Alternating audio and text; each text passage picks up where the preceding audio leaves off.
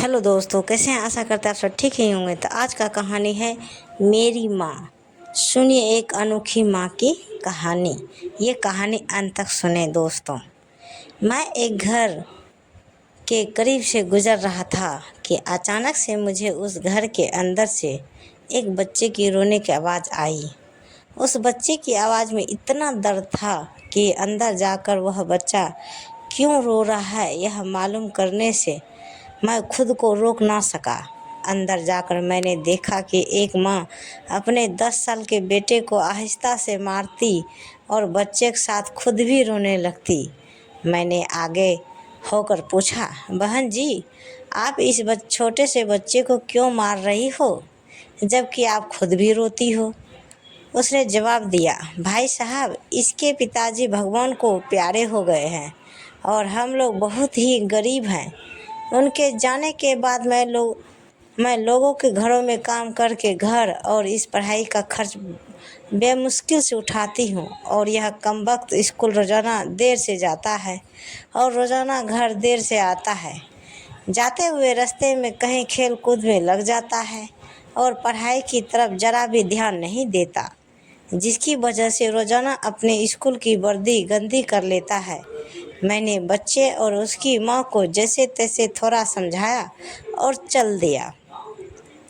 इस घटना को कुछ दिन ही बीते थे कि एक दिन सुबह कुछ काम से मैं सब्जी मंडी गया तो अचानक मेरी नज़र उसी 10 साल के बच्चे पर पड़ी जो रोज़ाना घर से मार खाता था। मैं क्या देखता हूँ कि वह बच्चा मंडी में घूम रहा है और जो दुकानदार अपनी दुकानों के लिए सब्ज़ी खरीदकर अपनी बोरियों में डालते हैं तो उनसे कोई सब्ज़ी ज़मीन पर गिर जाती है थी, वह बच्चा उसे फ़ौरन उठाकर अपनी झोली में डाल लेता है। मैं यह नज़ारा देखकर परेशानी में सोच रहा था कि ये चक्कर क्या है। मैं उस बच्चे का चोरी चोरी पीछा करने लगा। जब उसकी झोली सब्ज़ी से भर गई तो वह सड़क के किनारे बैठकर उसे ऊंची ऊंची आवाज़ें में लगाकर वह सब्ज़ी बेचने लगा। मुंह पर मिट्टी, गंदी वर्दी और आँखों में नमी। ऐसा महसूस हो रहा था कि ऐसा दुकानदार ज़िंदगी में पहली बार देख रहा हूँ। अचानक एक आदमी अपनी दुकान से उठा जिसकी दुकान के सामने उस बच्चे ने अपनी नन्ही सी दुकान लगाई थी। उसने आते ही एक जोरदार लात मारकर उस नन्ही दुकान को एक ही झटके में रोड पर बिखेर दिया और बाजुओं से पकड़कर उस बच्चे को भी उठाकर धक्का दे दिया। वह बच्चा आंखों में आंसू लिए चुपचाप दोबारा अपनी सब्जी को इकट्ठा करने लगा और थोड़ी देर बाद अपनी सब्जी एक दूसरे दुकान के सामने डरते डरते लगा ले। भला हो उस शख्स का जिसकी दुकान के सामने इस बार उसने अपनी नन्ही दुकान लगाई। उस शख्स ने बच्चों को कुछ नहीं कहा। थोड़ी सी सब्जी थी, ऊपर से बाकी दुकानों से कम कीमत। जल्द ही बिक्री हो गई और वह बच्चा उठा और बाज़ार में एक कपड़े वाली दुकान में दाखिल हुआ और दुकानदार को वह पैसे देकर दुकान में पड़ा अपना स्कूल बैग उठाया और बिना कुछ कहे वापस स्कूल की ओर चल पड़ा और मैं भी उसके पीछे पीछे चल रहा था। बच्चे ने रास्ते में अपना मुंह मैं भी उसके पीछे पीछे स्कूल चल गया। जब वह बच्चा स्कूल गया तो 1 घंटा लेट हो चुका था, जिस पर उसके टीचर ने डंडे से उसे खूब मारा। मैंने जल्दी से जाकर टीचर को मना किया कि मासूम बच्चा है, उसे मत मारो।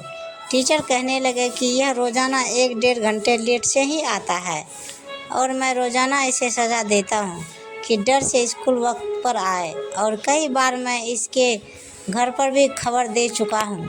खैर, बच्चा मार खाने के बाद क्लास में बैठकर पढ़ने लगा। मैंने उसके टीचर का मोबाइल नंबर लिया और घर की तरफ चल दिया। घर पहुंचकर एहसास हुआ कि जिस काम के लिए सब्जी मंडी गया था वह तो भूल ही गया। मासूम बच्चे ने घर आकर माँ से एक बार फिर मार खाई। सारी रात मेरा सर चकराता रहा कि सुबह उठकर फ़ौरन बच्चे की टीचर के कॉल की कि मंडी टाइम हालत में मंडी पहुँचे और वह मान गए। सूरज निकला और बच्चे के स्कूल जाने का वक्त हुआ और बच्चा घर से सीधा मंडी अपनी नन्ही दुकान का इंतज़ाम करने लगा। मैंने उसके घर जाकर उसकी माँ को कहा कि बहन जी आप मेरे साथ चलो, मैं आपको बताता हूँ आपका बेटा स्कूल क्यों देर से जाता है। वह फ़ौरन मेरे साथ मुंह में यह कहते हुए चल पड़ी कि आज इस लड़के की मेरे हाथों खैर नहीं, छोड़ूंगे नहीं उसे आज।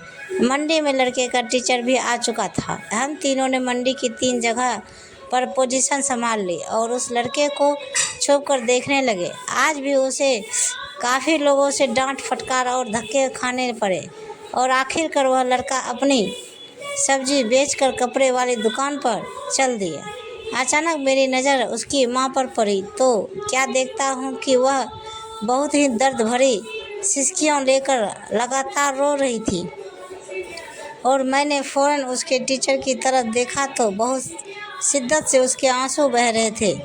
दोनों के रोने में मुझे ऐसा लग रहा था कि जैसे उन्होंने किसी मासूम पर बहुत जुल्म किया हो और आज उनको अपनी गलती का एहसास हो रहा हो। उसकी माँ रोते रोते घर चली गई और टीचर भी सिसकियाँ लेते हुए स्कूल चला गया। बच्चे ने दुकानदार को पैसे दिए और आज उसको दुकानदार ने एक लेडीज सूट देते हुए कहा कि बेटा आज सूट के सारे पैसे पूरे हो गए, अपना सूट ले लो।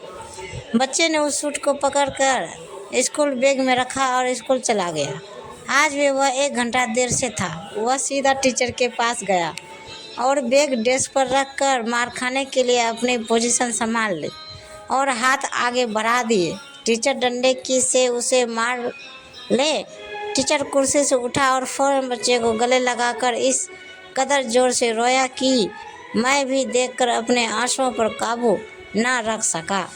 मैंने अपने आप को संभाला और आगे बढ़कर टीचर को चुप कराया और बच्चे से पूछा कि यह जो बैग में सूट है वह किसके लिए है। बच्चे ने रोते हुए जवाब दिया कि मेरी माँ अमीर लोगों के घरों में मजदूरी करती है, उसके पास अच्छे कपड़े नहीं हैं पहनने को, तो मैंने उसके लिए यह खरीदा है। यह रोते हुए जवाब दिया कि मेरी माँ अमीर लोगों के घरों में मजदूरी करती है, उसके पास अच्छे कपड़े नहीं हैं पहनने को, तो मैंने उसके लिए यह खरीदा है। यह सुनते ही नम आँखों से माँ ने अपने बेटे को गले से लगा लिया। तो ये दोस्तों कहानी, प्रेम से भरी कहानी माँ से कैसी लगी कमेंट बॉक्स में हमें ज़रूर बताएं। तो प्रेम से बोलिए जय माता दी, हर हर महादेव। ये कहानी आप सबको कैसी लगी दोस्तों कमेंट बॉक्स में ज़रूर बताइए। और ऐसी कहानियाँ सुनने के लिए जैसे सास बहू कहानी, मनोरंजक कहानी, इमोशनल कहानी, शिक्षाप्रद कहानी, ऐसी कहानियों से आधारित कहानी सुनने के लिए हमारे चैनल को सब्सक्राइब करें और वीडियो को लाइक ज़रूर करें। धन्यवाद। तो दोस्तों मिलते हैं अगले वीडियो के साथ, तब तक बाय बाय दोस्तों, जय हिंद।